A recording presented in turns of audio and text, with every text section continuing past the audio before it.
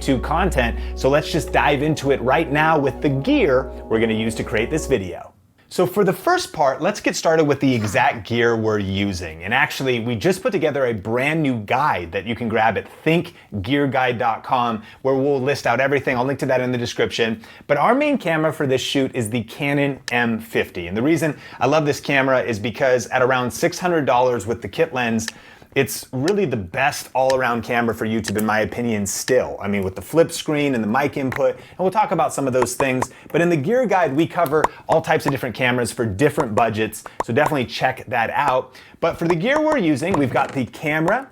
The main lens I'm gonna be using for the video I'm creating for my other channel, Sean Thinks, is the 11-22 lens because it's wide, really good for small and tight shots to get a really wide shot and good for vlogging. Using a Tascar shotgun mic right on top here. A little bit later in the shoot, we'll use this Boya mic. And then I also have the kit lens. We're not really gonna be using that today, but we are gonna be using our 22mm pancake lens a little bit later on for a nice crispy shot with a blurry background.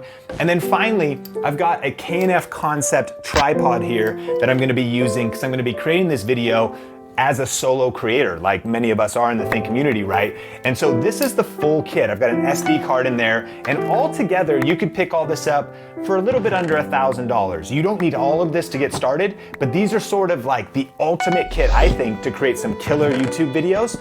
So we're gonna start in just a second, but now let's talk about the settings before we start shooting. All right, now go ahead and grab your camera, no matter what camera you have to follow along, but if you've got your M50, grab it. And normally when you'd get started shooting video, you'd probably pick video mode on the top of the camera. And that's a great way to start. When you do that, you can actually go into that video mode and you can put it on auto exposure. If you want the fastest way to get your camera set up and running, auto exposure is gonna be auto everything. It might not look the best in some motion, in some situations, but it's really nice. Now you could also do manual, and we love manual, and if you want every single detail to be adjusted, that's a great option too, but we've kind of figured out a hybrid mode for a simple way to do auto, and we'll show you what that is. So we're actually gonna start with TV on the top, which is shutter priority. And you can look that up for your camera. When it's in shutter priority, that allows us to prioritize what will make the video look the best. So let's talk about it. In shutter priority, what we're gonna do is hit the Q, and we'll go through our settings. Now, first of all, we're gonna do auto white balance, just so it's quick and fast. We're gonna do auto picture style, just so the colors look nice. If we were gonna color grade later, I would shoot on neutral, but because we want this to be a quick edit and export, drop it on YouTube, we just gonna have auto white balance, auto on that picture profile.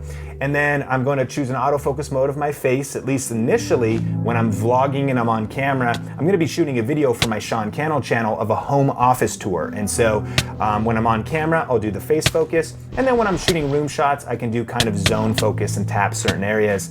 But then the biggest thing here now is our frame rate. And so if you want 24 frames a second, which is kind of a film look, you could choose that. If you want more slow motion or faster, if you're doing sports or something, you could do 60 frames. But typically I shoot at 29.97 or 30 frames a second. Now, once you pick your frame rate, and so pick 29 frames a second, 1080p is perfect, is then your shutter follows the 180-degree rule, which means if you're shooting 30 frames a second, you want your shutter speed at 60. If you were shooting 24 frames a second, you want your shutter speed at 50. Again, it's double whatever your frame rate is. And so the cool thing about shutter priority is it's going to always keep our shutter at 60.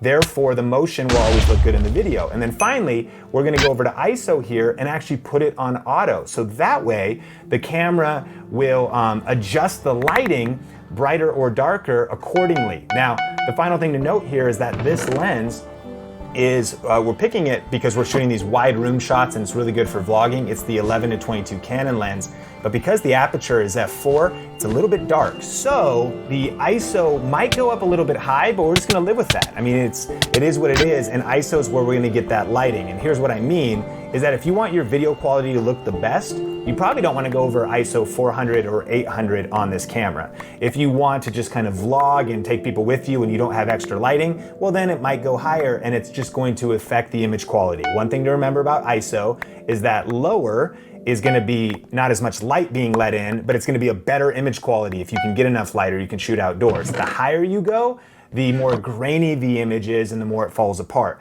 So sometimes you need to go higher to get the light, but keeping it as low as possible will keep your image quality as high as possible. And with that, we're ready to shoot. Okay, so I'm about to get started doing my home office tour shoot here, but let's talk about the mic settings last. Now, because I'm gonna be vlogging like this shotgun mic is perfect. It's a $25 shotgun mic, and here's one setting that I love on it, is it has a plus 10 dB. Now, some mics have plus 20, but a lot of times that's too much and it'll make the audio too loud, but plus 10 is perfect. So I actually have the mic on. I've got just the high pass filter, just at normal, just normal. And then I've got the plus 10 dB, so it's cool. And so then I just go into the menu, head over to 8 here on the camera settings, and we can go to sound recording, and we make sure the sound recording's on manual. Here's the thing, if it's on auto, it has this kind of AGC, auto gain control, which brings in a lot of noise and even hiss sometimes because it's searching for voices. So when it's on manual, it means the audio's locked. And so what's nice here is I can then take this setting right here and just get the gain perfect for my voice. And so if I'm right in front of the camera, I want it to be never hitting red and only really hitting that kind of 12 dB. That's our target. So if I'm in yellow, I'm in front of the camera, I go, okay, that's nice and clean. If I get a little bit further, and so that is gonna be really crispy audio settings. Our shotgun mic set up, our audio levels are ready, all of our camera settings are ready, so I'm ready to shoot my video.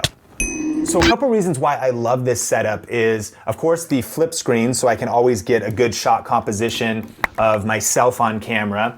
I love the wide angle lens, especially for like a room tour video because it gets very wide shots. But then I also love this Joby tripod because I can not just vlog with it and take people with me, but then I can quickly set it down and get a nice shot like this. So throughout this video, I'm gonna be moving from room to room, and this is a very versatile setup for all that content.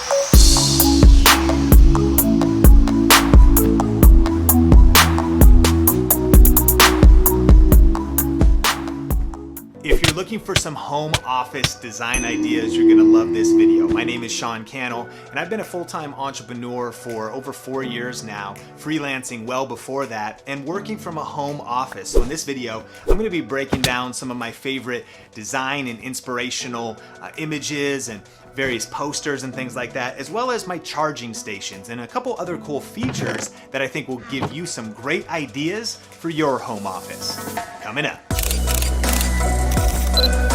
Now, after shooting a lot of scenes in vlog mode, I'm actually gonna be getting behind the camera now. And so a quick tip is you can just flip your shotgun mic, so that'll keep the audio obviously going the right direction and clean and crispy.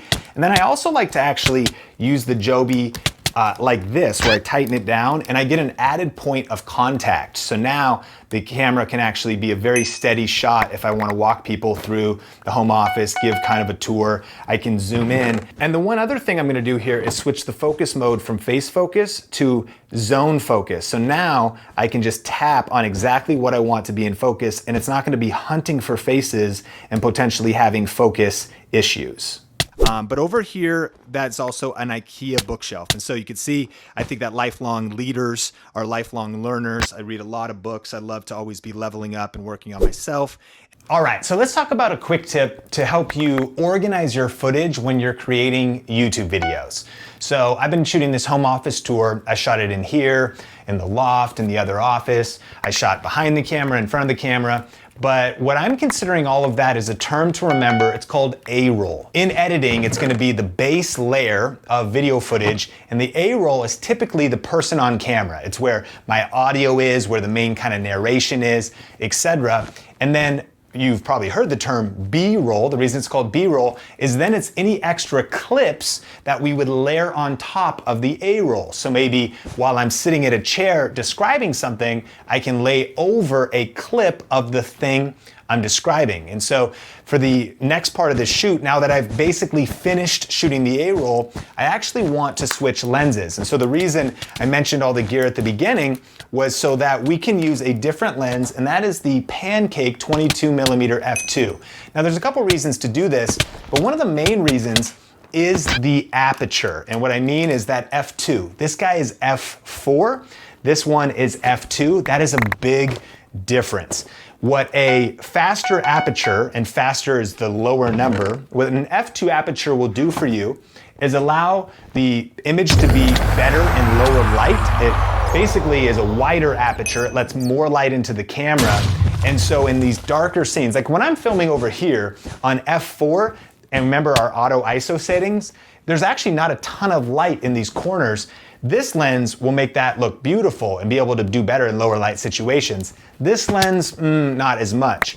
And then the other thing that f2 is gonna do for us is it's gonna give us a shallow depth of field and a blurry background. And so actually, before I finish out this video shooting some B-roll, what I'm gonna do is put the camera on this tripod, and that's what I'm gonna use this for. I'm gonna use this tripod to get some smooth panning shots of the room. Again, this is a room tour, kind of home office tour. And so what I can do on here is this P&F tripod has nice smooth panning. I'm gonna get some smooth panning shots, and I'm gonna get a shot where I mount the camera on here, I'm much further away, and then that's what we're gonna use this Boya mic for. This mic is around $20. It's a lavalier like the mic that we're recording this Think Media video on.